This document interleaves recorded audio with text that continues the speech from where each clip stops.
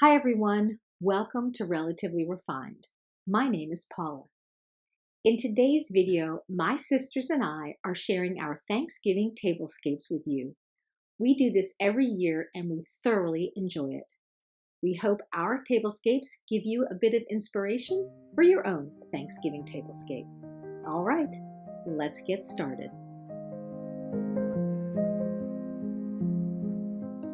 Setting a Thanksgiving table is a deeply sentimental ritual, not just in its gathering of family and friends, but in the tangible connections to loved ones and memories of Thanksgivings past. The dishes, linens, glassware, and silver that we use often carry stories of those who have gone before us. Each piece a silent witness to years of holiday celebrations. Perhaps it's a set of dishes, like the beautiful brown drip dishes that I'm using, that once belonged to a grandmother, and now carefully placed on the table. The plates may show signs of wear from countless meals, yet their cracks and scuffs hold a kind of beauty, reminding us of the hands that once carefully arranged them, and the laughter and the love shared around the table. The linens, too, often evoke a sense of nostalgia, whether it's a cherished tablecloth, like the one on my table, handed down from Truey's grandmother, or a set of embroidered napkins that were once lovingly stitched by hand. These simple items seem to carry the weight of family traditions, embodying the spirit of a time when Thanksgiving was marked by more than just a meal. It was an occasion to pause, reflect, and give thanks for the abundance in life. There's something deeply moving about the thought that these linens have absorbed the warmth of years of shared moments and that they continue to be a part of new gatherings, linking past and present in a circle of gratitude. The glassware and silver are perhaps the most formal and yet the most intimate parts of the setting. A crystal goblet once held by a beloved aunt or father, or the silver utensils that were polished by hand before each meal, bring to mind not just the act of dining, but the people who made it all meaningful. The act of carefully setting the table with these items feels like a gesture of honoring their memory, as though we are carrying forward their love and attention to detail. Even the way the light catches the silver or the glass shimmering softly on the table serves as a quiet tribute to those who are no longer with us, but whose presence lingers in every reflection and every gesture. Together, these objects create more than just a setting. They weave a tapestry of love, remembrance, and continuity. In the ritual of setting the Thanksgiving table, we participate in a form of remembrance that is both personal and universal. It is as though, in placing each dish and folding each napkin, we are inviting the past into the present, and through our gratitude, giving thanks for both the memories we hold and the family we continue to create.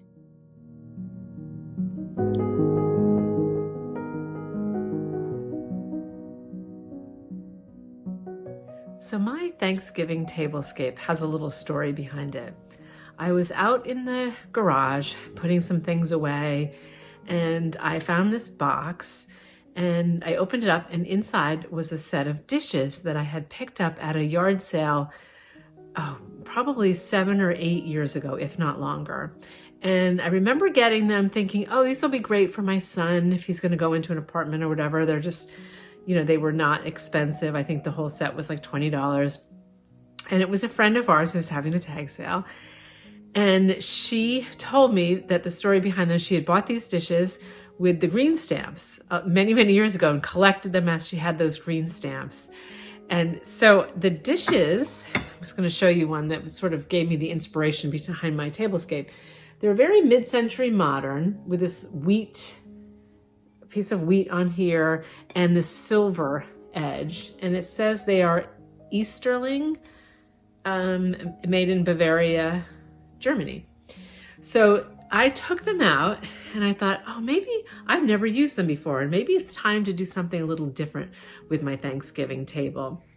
And I don't have a lot of silver. I often use gold. I have gold rimmed dishes and glasses with gold, but I thought I'm going to try to do something and bring out this silver. So that was the color inspiration for my tablescape. But like I said, I didn't have a lot of silver items. So I rustled up all the pieces of silver that I could find and polished them all up. And I still didn't have enough for like a tablescape. And then I thought, you know what if I find some faux pumpkins and gourds and spray paint them silver? So I went into the Goodwill and I found a whole bunch of these, fake pumpkins. They're not perfect. If you look closely, there was rips in them, and they were just kind of randomly thrown throughout the store. And I picked up as many as I could find and a can of spray paint, and I spray painted them all silver. So that is how I got my color theme for my tablescape. The other little thing that I wanted to mention is I have a very long farm table. And so when I'm doing a tablescape, rather than have just a centerpiece, I like to make it long and sort of almost, obviously not the length of the table, but a nice long flowy centerpiece. So you'll see that when I show you how it turned out, that it isn't just a centerpiece. It kind of extends. It's like an extended centerpiece. And as I was setting this table, the other thing I thought about was, you can make any tablescape absolutely gorgeous with lighting. And so I always include a lot of candles, and I happened to find some silver candles that I had tucked away. I'd never used them. I'm not sure if I got them at the Goodwill. I very well could have.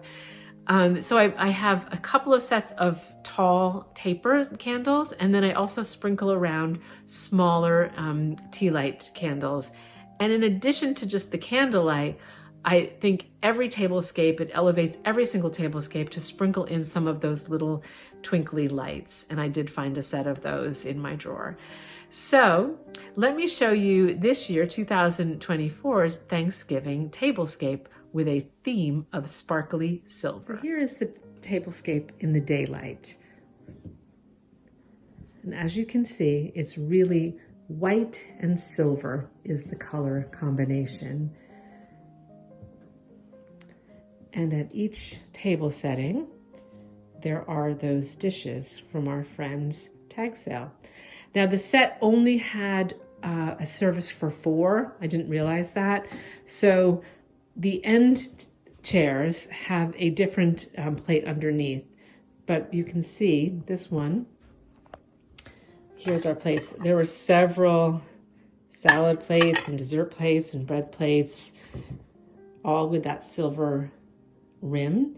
And then I picked up the silver chargers at the dollar store, and I thought, those can also be spray painted. So if I decide not to do silver or do something different one year, I can spray paint them. So I thought that was a nice little investment to make. And I'm going to give you a little tour of that elongated centerpiece. So you'll see some silver that I found and I made into candle holders. And there's another spray painted silver pumpkin. And on the taller pieces of silver are real white pumpkins. Some more silver. I do like to include flowers in a centerpiece, so I went with white tulips. It's a very non-traditional Thanksgiving tablescape, but I was excited to try something different. There's one of 4 compotes.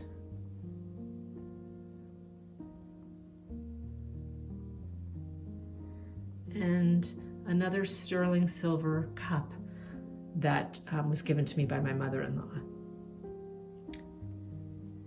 And she had it from her aunts or uncles who lived in New York City and often went to thrift stores and picked up sterling silver. So she had all of this sterling silver and gave it to me. The sterling silver candlesticks and even the sparkly silver candles.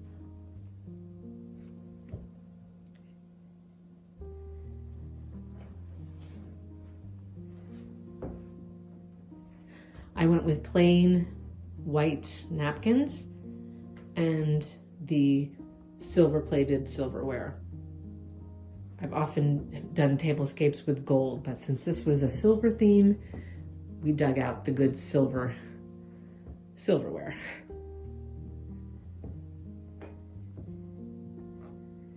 And it is a holiday, so the glassware I chose to set the table with are these champagne flutes from Simon Pierce.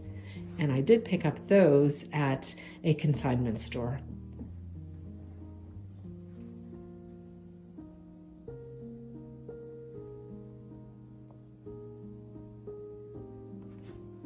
So this is the Thanksgiving tablescape in the daylight. And now I will give you a glimpse of it really sparkling with the candles lit and the little twinkle lights lit. And you can see how it looks in the dark.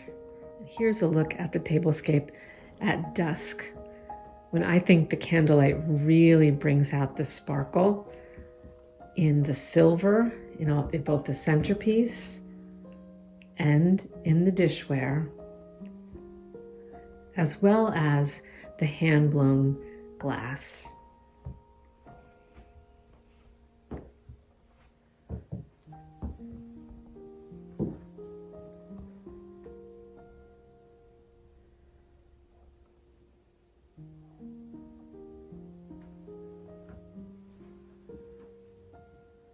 So from my table to yours, happy Thanksgiving.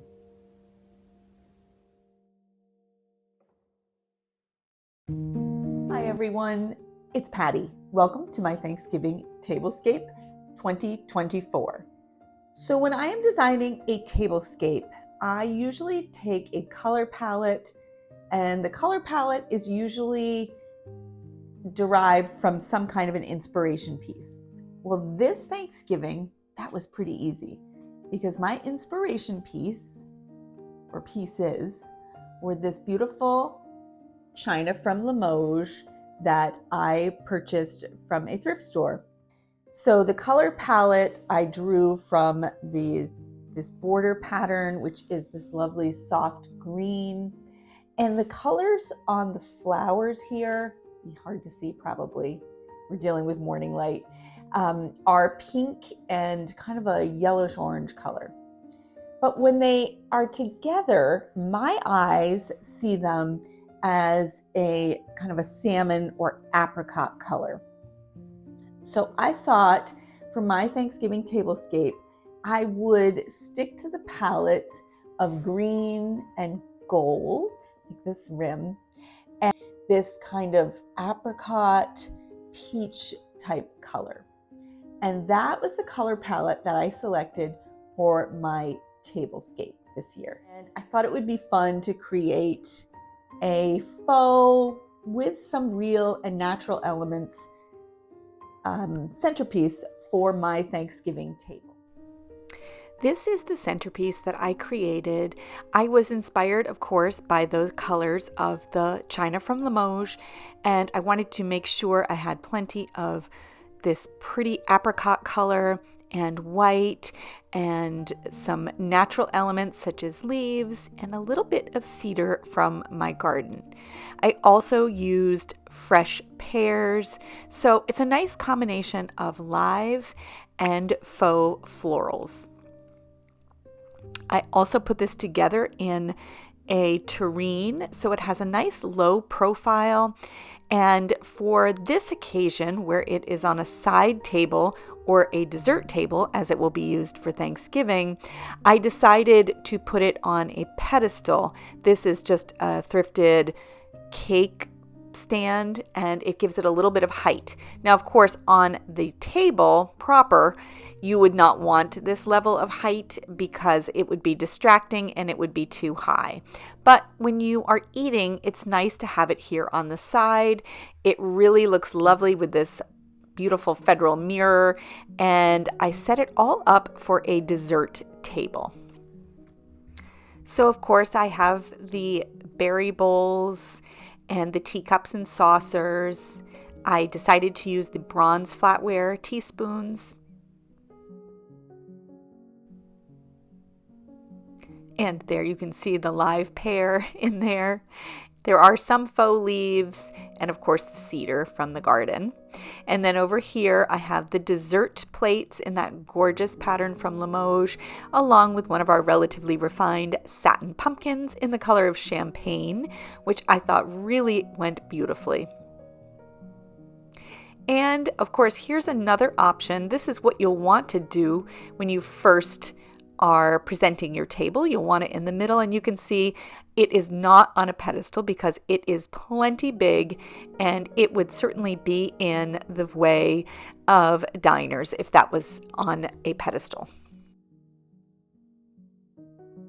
I also wanted to point out this tablecloth is also thrifted. If you remember, this nice chocolate brown color really sets off the beautiful Limoges dishes and any of the bronze or brass pieces that are there, and I think it really ties everything together. Now, of course, when it's time to eat, that centerpiece will be removed and brought to the dessert table. I do have a gorgeous platter from that set that was in the center. I have a covered dish on it, but that would be turkey for Thanksgiving.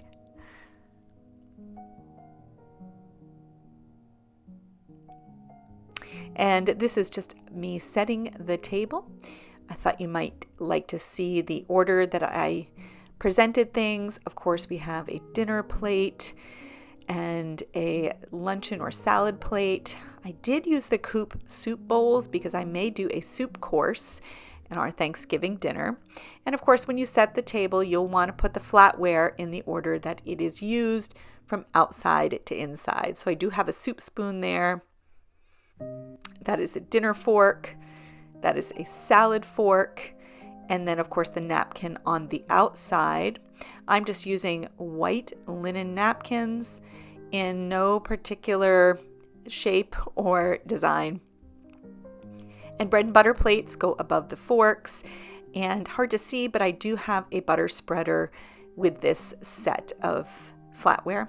I have my fabulous pheasant drinking glasses that we will use for water, and then these gold-rimmed champagne flutes on the outside, which we will use for wine. I think it all came together nicely.